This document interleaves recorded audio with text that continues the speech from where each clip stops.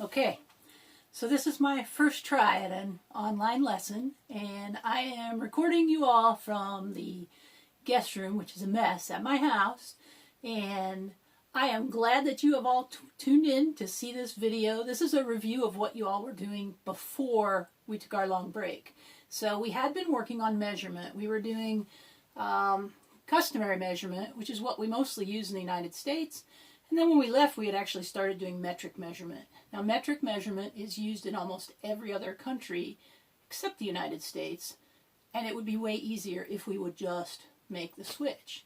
So there are a few things that I want to review in today's lesson. Number one, we're going to talk about metric units of length.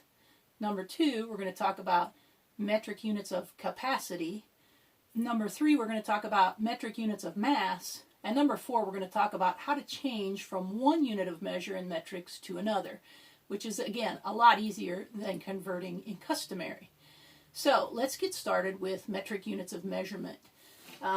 Those of you who are in Mrs. Allen's math class, we went through this and we talked a lot about our common comparisons, things that are about that length or that width. So let's start with length. This is a meter stick that I brought from school.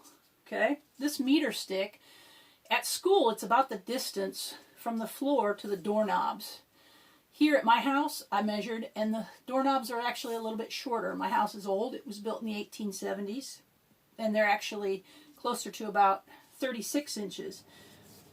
A meter is a little longer than a yardstick. A meter stick is actually a little more than 39 inches. So this is 1 meter.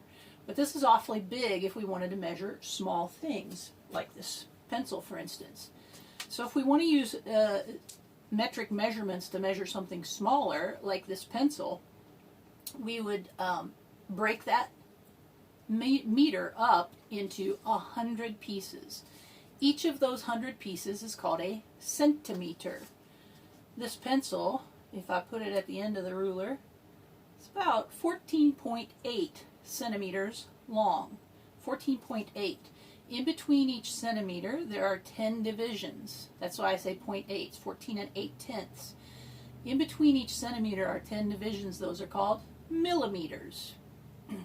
Now, a millimeter is about the thickness of a dime, or it's actually about the thickness of one of your parents' credit cards, like a regular, ordinary credit card is about 1 millimeter thick. If you stacked up 10 dimes together, it would equal about a centimeter. If you stacked up 100 centimeters, it would be a meter.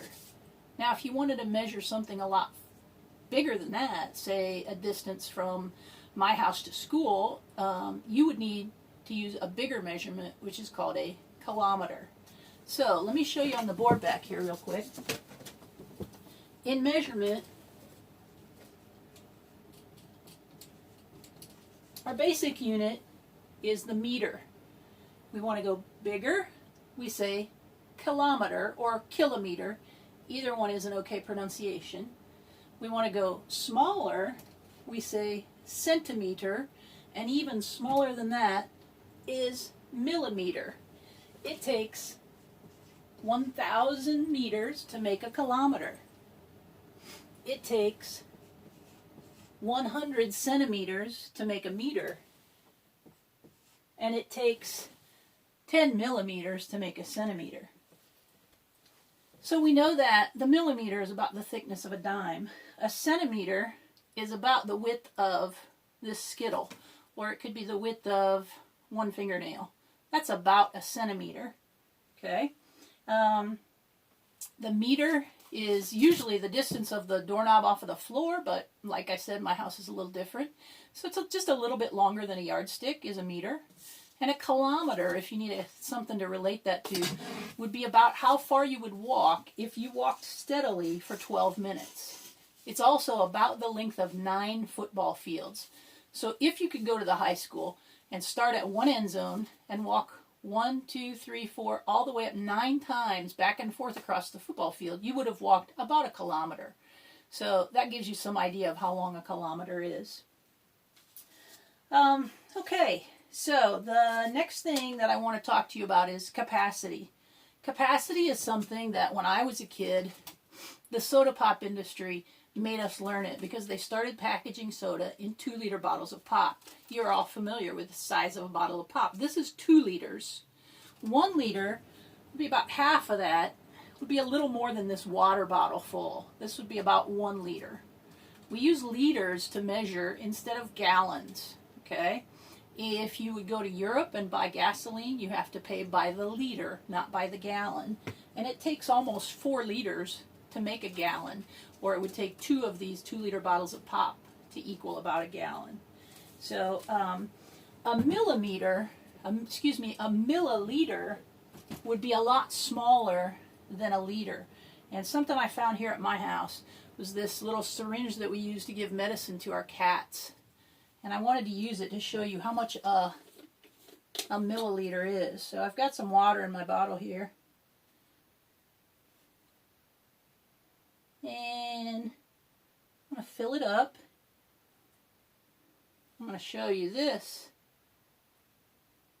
5, 6, 7, 8, 9, 10, 11, 12, 13, 14, 15, 16, 17, 18, 19 drops is a milliliter. I can hold it in the palm of my hand. It's not going anywhere.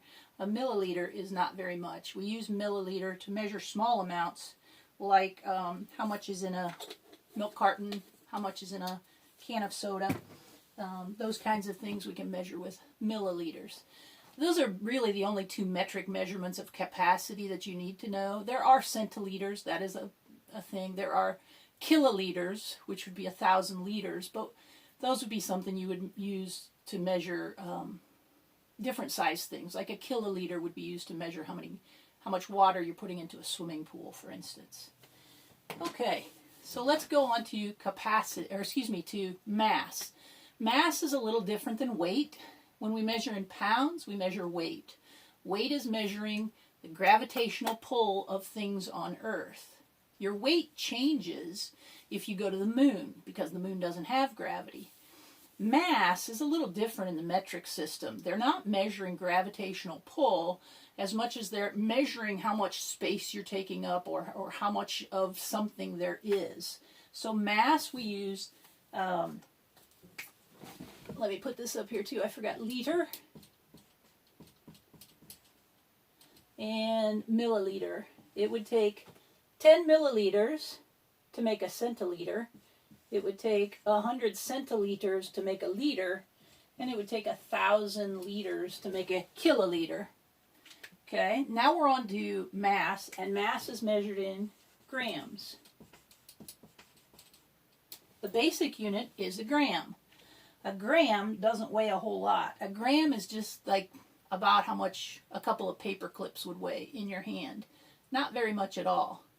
Now you can imagine if we divide that gram up to, let's say, milligrams. Milligrams are so small that you wouldn't even know. They're like, like a piece of sand almost. If you think about an average tablet of Tylenol, there's 200 milligrams of that medicine in there. If they can fit 200 into one little pill, you know how tiny those milligrams are. Grams themselves are very small. So a lot of times we use kilograms to measure, let's say, how much you weigh. I brought this scale from school. It's a scientific scale, and I was measuring the math books. So I took the volume 2 math book, set it on the scale, and I know the lighting's not great for you to see, and it weighs almost 1 kilogram. Almost 1 kilogram, just a little bit shy of it. So then I tried putting volume 2 and volume 1 together, and together volume 1 and volume 2 weigh about 1 3/4 kilograms, or 1 kilogram and 750 grams. Yeah, I want to make sure I say that right. So a gram would be maybe how much a Skittle or 2 would weigh. A kilogram is about the weight of 1 volume of your math book. So we have 10 milligrams to equal a centigram. Then we have 100 centigrams to measure a gram. Then it would take 1,000 grams to make a kilogram. So how do we switch back and forth from one to another? Let's say that I have a measurement of I have a pencil that is 138 millimeters long.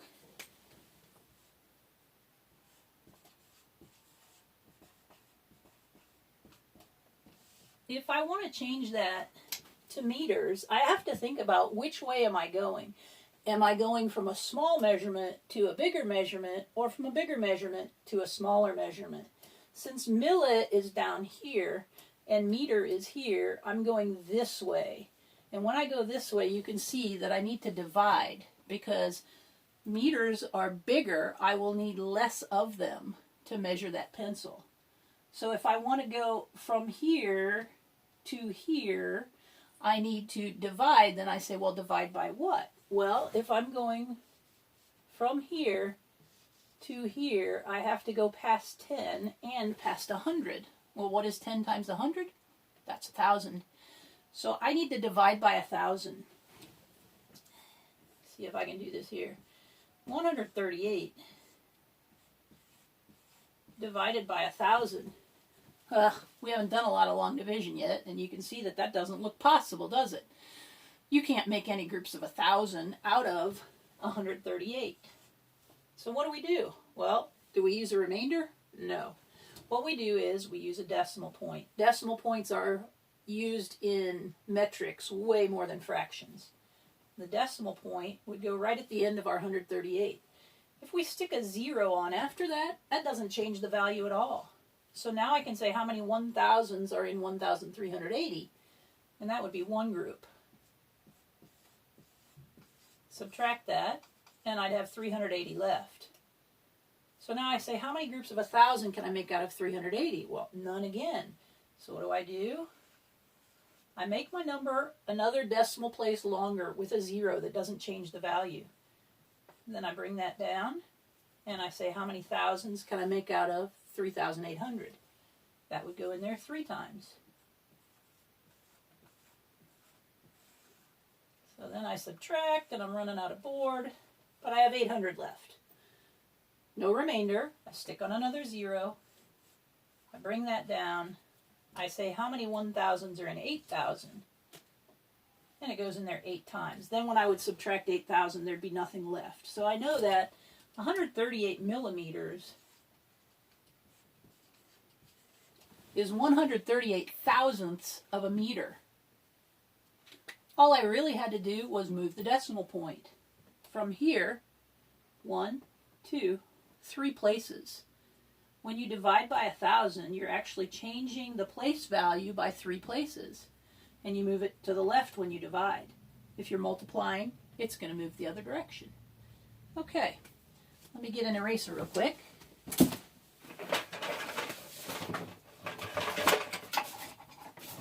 Here we go.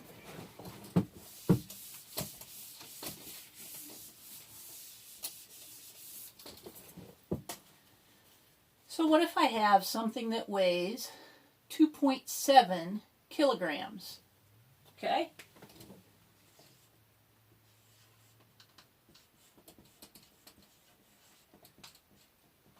And I want to change that to grams. Now I ask myself, which direction am I going on my chart here? Am I going from small to bigger or bigger to small? Kilograms would be here. Grams is here. I'm going from here to here. That direction is this one. When we go from big to small, we need more of them, so we must multiply. I'm going to multiply. What are you going to multiply? Well, I've already got a 2.7, so I'm going to multiply 2.7. And what am I going to multiply it by? Well, I have to figure out where I'm going. I'm going from here to here, and the difference in these two is 1,000. So I'm going to multiply by 1,000. All right, so I've got to figure out now how to multiply 2 7/10 times 1,000. Well, anything times 0 is going to be 0, so I'm going to have a lot of zeros here. 0 times 7, 0 times 2. 0 placeholders, 0 times 7, 0 times 2. 2 0 placeholders, 0 times 7, 0 times 2. finally I'm getting to this last one. I've got 1, 2, 3 placeholders. And then I go 1 times 7 and 1 times 2. So I ended up with the same thing, just lots of extra zeros. When I add it all up, it looks like 27,000. I'm almost done, except that there's a decimal point in this problem. Since I have 1 decimal place in the problem, I need to put 1 decimal place in the answer. 2,700 grams. So, the big thing you need to remember is, what do these things compare to? Most of you know a liter because of pop. It's a half of a 2-liter bottle of pop. Remember that a milliliter is much smaller. It's just a few drops. A gram is about the weight of a couple of paper clips, or maybe the weight of a couple of Skittles. A kilogram is about the weight of one of your volumes of your math book. A millimeter is about the thickness of a dime. A centimeter is about the width of a Skittle. A meter is a little longer than a yardstick. And a kilometer is about 9 football fields. When you're changing from one unit of measure to another, think about whether you're going from small, changing to big, then you divide. If you're starting big, changing to small, then you would multiply. To figure out how much to multiply by, it's always going to be 10 or 100 or 1,000, some power of 10 in metrics, which makes metrics a lot easier than dealing with customary measurements of sometimes it's 16 and sometimes it's 12 and sometimes it's 3. So you might want to copy this chart down while you're doing your work. You've got several pages to do this week. Make sure that you take pictures of it and send it to your teacher, your classroom teacher, so they can grade it. Hope you guys are doing great at home, and I hope this video helps you a little bit. If you've got suggestions for how I can make the videos better, please feel free to message me on the classroom or send me a text. My phone number is 260-243-0745. Thanks.